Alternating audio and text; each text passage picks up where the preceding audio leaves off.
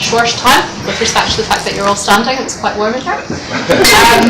Yeah, good. So shall we kick off? Great. Okay, Patrick. Good start. Paddy, come on. Paddy, it's a great book. It's a wonderful book. You have a very longue durée take on the notion of civic ground, right? It takes us from as far back as grazing rights for peasants on common land, and as far forwards as debates around digital commons. And as a good etymologist, you turn, of course, to German, and you show us that the term ground itself comes from Gründen, which is to found, to lay foundations, and it's a term we also find in Grundrisse, as in Marx, the idea of basic principles. You point out that for Heidegger, it's motive, what Aristotle calls mythos or plot. And of course, in Heidegger's thinking, and Heidegger's a big presence in your book, it's also, in his thinking, it's also tied in with its near synonym, but also antonym, Abgrund, which is a place where the foundations are so deep that the ground almost becomes, abyssal and vertiginous. And what's interesting in this respect is that for Heidegger, this type of Grund is the place that allows poetry to happen, right? It's the place full of marks of disappeared gods towards which the poet tends. And this is really interesting to me because it seems to me that what you're really suggesting in this book is that architecture should be considered a branch of poetry. Is that right? Of course. Yeah.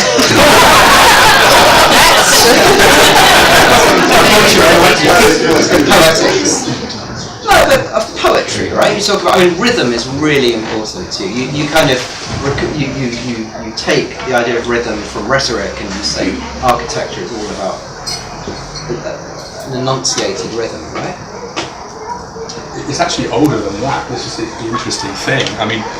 One part of the book, which I'm indebted to Joseph Whitford, my beloved teacher, where he makes a very brilliant argument about the role of rhetoric in Baroque ornament, and aspects of decorum and wit. But in Greek aesthetics, one thing that I discovered, the book's about partly about the relationship between architecture and sculptures and landscape architects and the city. But the thing that I realise is slightly problematic about a lot of modernist theory about design is that we tend to talk about things in terms of function, form, space and matter. But in traditional aesthetics, in Greek aesthetics, really what matters is eurythmy or rhythm. And so interestingly, in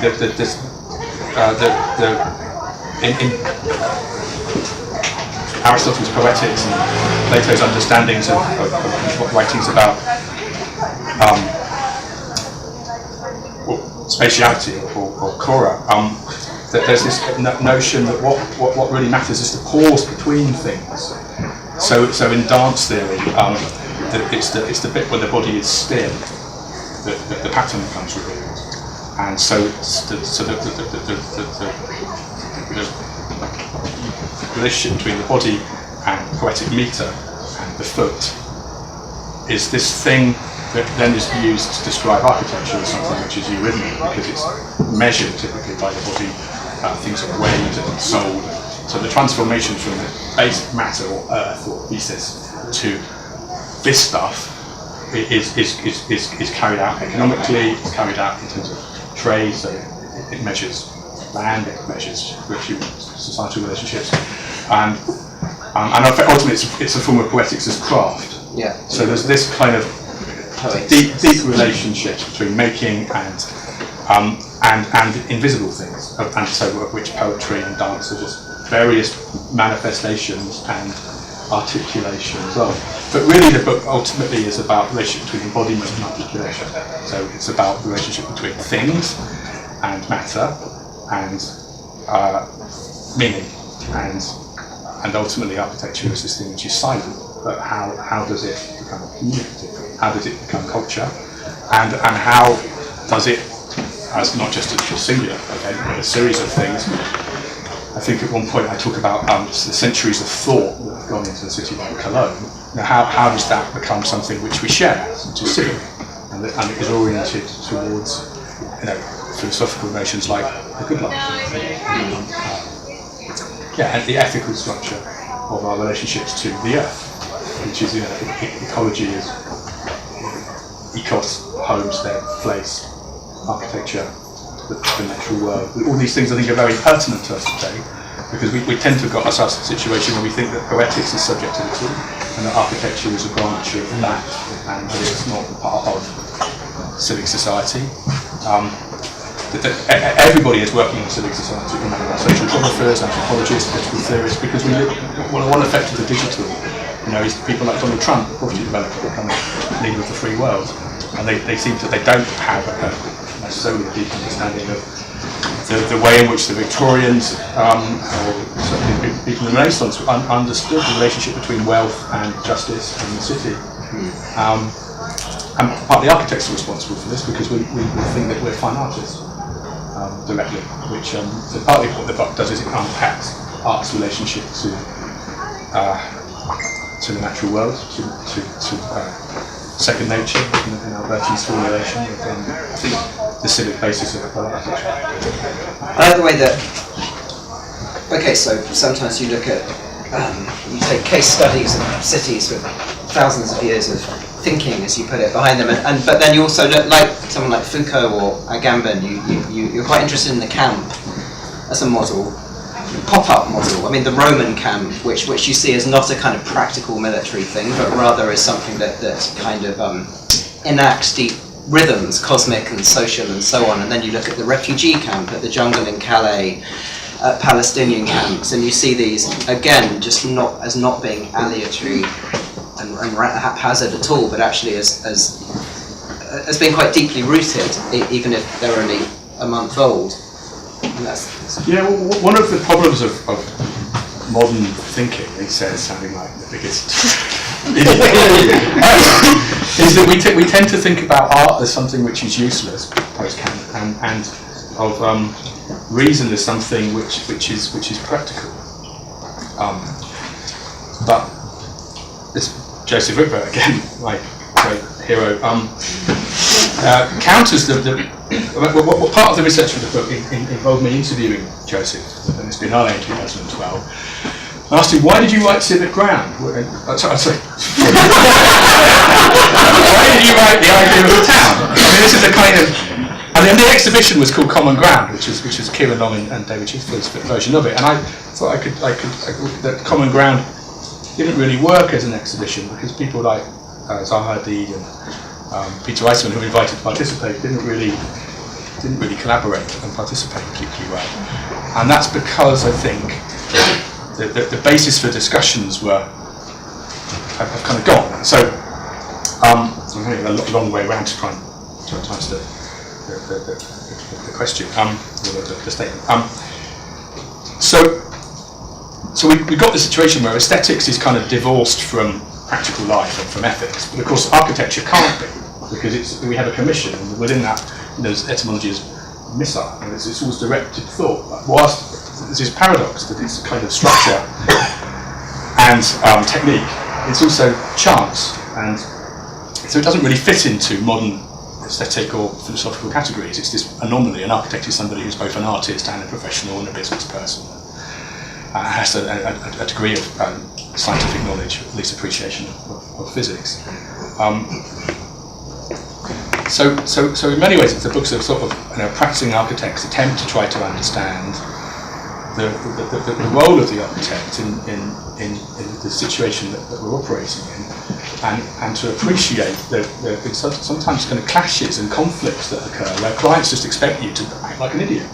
They just expect you to be an idiot savant and not to be interested in politics. And increasingly we get into the situation where you've a design architect who has no interest in building the project, and then a second class of architects who are innovative, who are deemed to have no talent. So you've got this kind of divide between art and aesthetics the unreasonable, and then the practical. And I don't think architecture can be defined in that way. But also, similarly, I don't think any human activity can be. So a lot of the book is about the problem of practical reason in modern society, which is how our bodily knowledge and haptic knowledge and physical knowledge, and particularly in my field, how physical architecture results from physical work, and how chance kind of occurs when you are not just trying to theorise something in the modern sense of trying to invent a system that will enable you to achieve the same result all the time, but how you are actually, in the original meaning of theory, participating in the world. And it's really interesting that football keeps popping up. I mean, there's a lot of football, and you quote Dalibor Vesely's notion of the playing field of architecture, right? Because architectural space reveals the primary character of spatiality to lie in movement, and you cite Andrew Mitchell making this link between sculpture and sport, and how sculpture leader almost became a professional footballer. He was a professional footballer. There you go. And dance as well. I mean, Adolf Appia. Yeah. Staircases, lots of staircases. The idea of Orpheus descending in the stage set, and then do you talk about Duchamp, or maybe I was just thinking about Duchamp. The idea of descending a staircase is a kind of it's a big leitmotif in your book. And Vesely talks about that again. The staircase is a field of relationships, he says, which is why he talks about Duchamp. But one of the consequences of the division of art into something which is useless and subjective and personal and other spheres of the world seemingly being rational, although we know that if you've ever worked with a creative engineer like my friend here, that intuition and history of ideas play a very great part.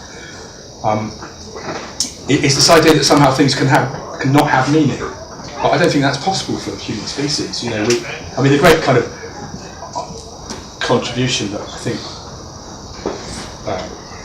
students of Heidegger have made to 20th century philosophy, probably perhaps more pertinent to our field than Heidegger, is Gadamer's emphasis on play as the basis of all human activities. So it gives you a way to understand space when you're a child and you're hiding from somebody or you're throwing the ball back and forth. It gives you a way to begin to understand language. And ultimately the higher forms of play give you, judges performing a role, priests, actors, and a whole kind of performative aspect of reality whereby nothing is not without meaning. So in the 20th century, what one thing I kind of found when I was writing the book was the first time people start using the term space as a kind of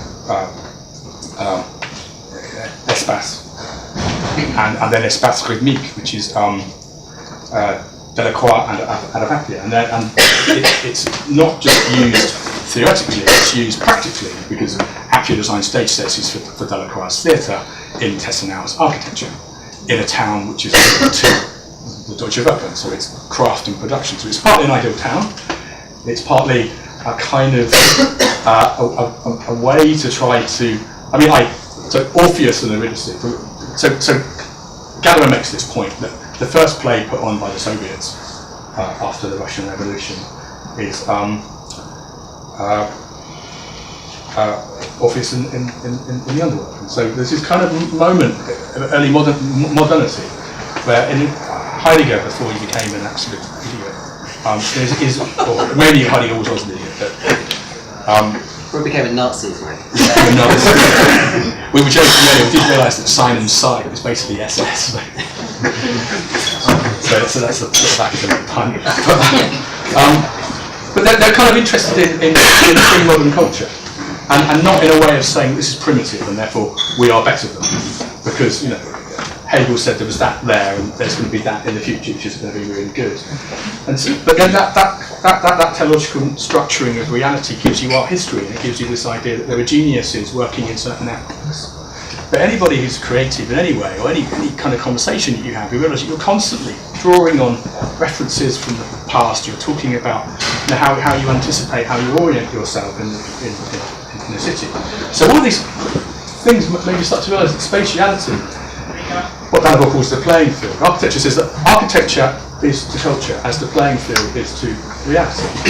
And therefore something which is seemingly trivial, like football, becomes a kind of key to understanding identity, how you collaborate with somebody, how space and time operates, how human beings are essentially rhythmical. And there's this long history of people saying, I want to think, I go to the wall. And so I'm kind of interested in this rhythmic physical aspect of designing and understanding. But I think they have there's a physical dimension to this, and it's not just. It's not theory is not just something which is aloof from Heidegger's phrase that we're in the midst of things. Theros is a spectator, participant. Yeah, like someone at a football match. Yeah. But when you're in a football match as well, you're applauding people. Yeah. You're also kind of aware of yourself. How did that happen? Yeah. So this kind of becoming self-aware is what the book's about, because it's, I think that. Because we get this divide now between idiot, savant, genius architects and then theoretical architects, it's not really true. Some of the best writings ever were by architects. So Alvaro Siza writes beautifully. Palladio, obviously, but Graham Courthouse, fantastic writer. There's a certain type of imagination that denies this divide between science and art, and I think writing is one aspect of this kind of. Well, we're back to poetry again. I like that you point out that a foot in poetry, a metrical foot, comes from dance steps. And it's buying flats for commercial speculation rather than the aspect of being. How could we demonstrate the civic aspects of art? And so the collaboration with Ruth, with Ray Luxemburg, Good Folk, with John Lau, lighting designer, was a sort of test bed.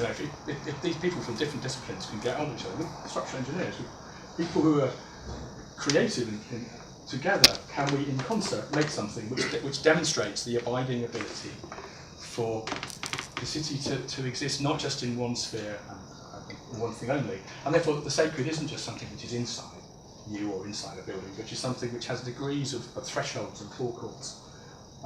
Which is something that I think ultimately is related to poetry, because it's the kind of moment when you're conscious that you're not alone, you're part of something, and the emotional state of understanding something is itself a kind of apotheosis. Poetically man dwells. Yeah, or as Joyce calls it, that is God, a shout in the street. Shout in the street.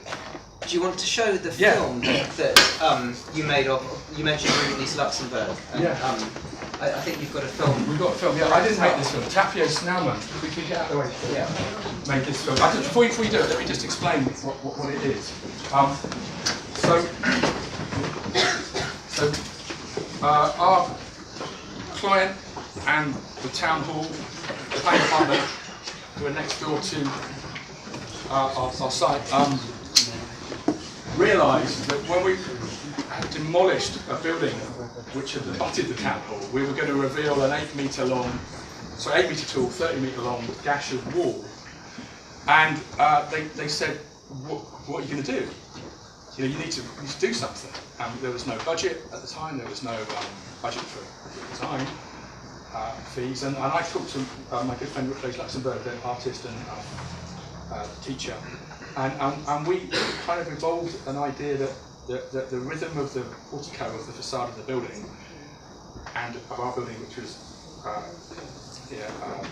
imitating it in a mimetic fashion, not copying it, might give us a key to how we might think about providing this very tall, very new concrete building with some articulation, how we might ground it.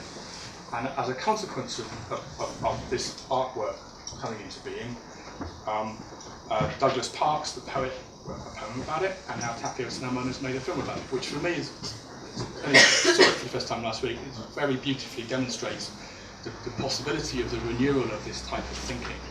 I hope you like the film.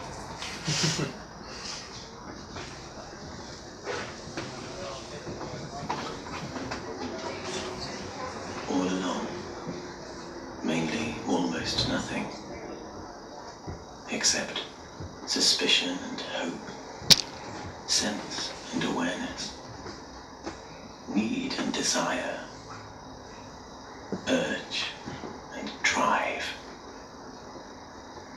Yet none of them have any original cause or focus target. Only ever themselves, and their own rawness and purity. Always self-sustaining and persistent force. Until search and quest, discover and even invent hidden and disguised well and best kept top secret. Compression and flatness, forever nearby, conveniently local, accessible at hand, whilst in fact being some completely different elsewhere altogether. Far distance and vast depth, infinite and eternal. Beyond and within that side over there, awaiting and dormant, lies unknown landmass, world, cosmos and reality. Reaching outwardly, straight through for escape away.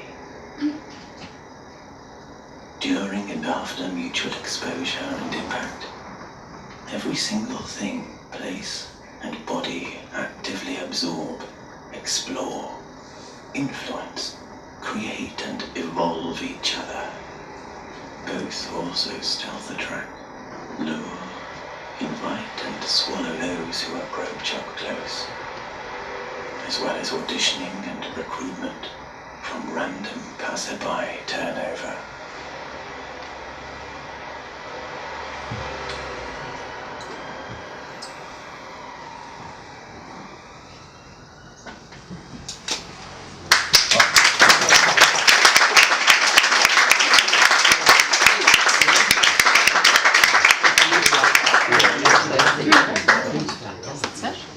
Thank you, guys. Thank you. Thank you all. Does anybody want to ask a question? Yeah, Ryan. You talked quite a lot and rather convincingly about the generative impulse that you get from public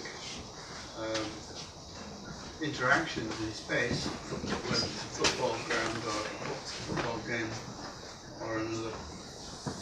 So that the origination of space was already indicated.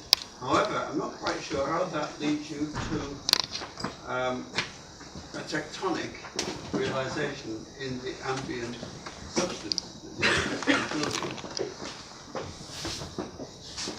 I mean, I think this is a very modernist problem ever since people like Ampere and in the late 19th century people like Schmazow, who suddenly said it's not the building which is important, it's the space.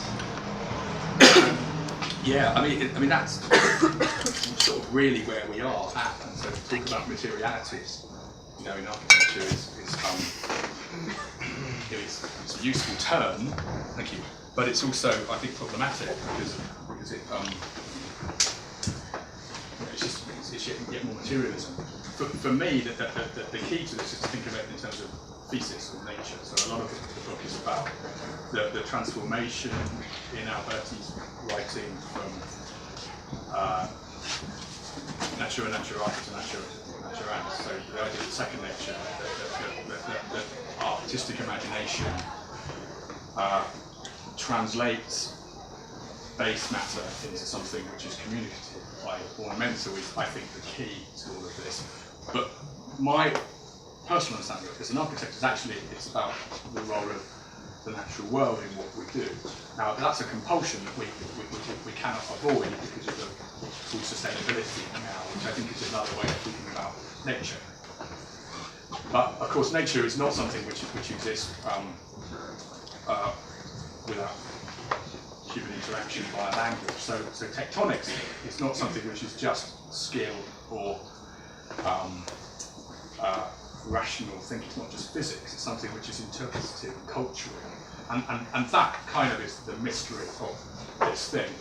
The book that deals with that is Mimesis, which is the book about the work and the practice. you don't mind me sidestepping that one and letting the ball go in the net. Anyway, this book is not so much about tectonics as rhythm. Because rhythm is this thing that isn't just void, i.e. space, or matter. It's something that exists. Corbusier was getting close to it in his drawings of diurnal rhythm. You get very close to it in the Tower of the Winds. The mill owners, very actually pretty stupid idea of trying to use water as a way to insulate the building. Putting a swimming pool on the roof is not a very good tectonic idea, but there is an idea within that building about the relationship between water, weaving, so a kind of poetic elaboration on the role of the natural world in ecology, human artifacts, trade, business, to the effect that he even gets carpets woven to hang in the building. My problem with that, though, is that Corbusier is suddenly going, you don't need artists anymore, you can be a sculptor. And where that gets us to quite quickly is the architect as a kind of self-originator and not very good cities, I would say, quite quickly, because the collaborative role of the arts and the relationship between this kind of multi-layered, multi-laminated experience of reality is kind of what I'm offering up. Put quite simply, I just thought, it occurred to me that when you look at the fad for ornament in modern architecture over the past decade or so, what they were really looking at was Owen Jones, so they're looking at this kind of mass-produced pattern. And there's certain things architects can't do that artists can do much better. So you kind of offer up the ultimate articulation of something to them, and therefore the role of architecture as the kind of support or background or civic ground becomes much clearer. Now, how that becomes organised tectonically partly has to do with solar orientation, which is I'm very interested in trying to find an ecological aesthetic which isn't just celebrating man's ingenuity, but it has to do with shadows, the chromatic effect of time, a kind of thickening of atmosphere. But hopefully the artwork, the film of the artwork there shows these kind of themes coming to resolution. There's another dimension, is that the trees the landscape architect shows shed their leaves. These cars said to me, why are they not silver birches? This is really important for landscape architect that the leaves change colour and drop them. And so that's kind of an amazing point. It's like, yeah, of course, aesthetically you would say, let's make them silver birches because the representational metonymic character is clearer. But it takes somebody who knows more about nature and landscape architect than me to get there. So that's a tectonic decision.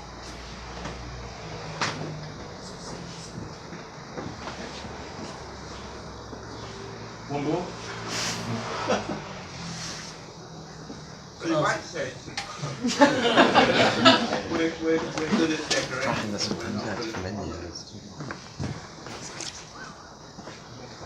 Decoration is occasional, movable.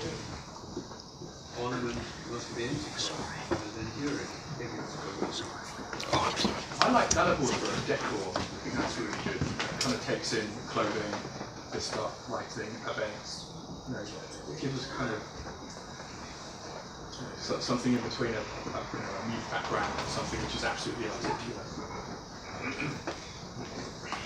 He talks about it as the enduring silence of architecture. But it's this paradox, it has to be embodied, but also, yeah, arguably ornament, decorum, decor, decoration are all just aspects of speech and poetics and human beings' ability to communicate with each other. In different settings, communicate differently. So there's a theatrical aspect to this. I mean, one thing that I always find when you're using it, architects tend to wear the same clothes in every situation. You notice quite interesting. So? Some of us do, some of us don't. Some of us have to dress up for the occasion. For me, this isn't work, that's why I put the trainers on. This is play. But a form of serious play. Good note to end on. Yeah? Good note to end on. Yeah. Cheers, everybody. Can I say thank you for coming?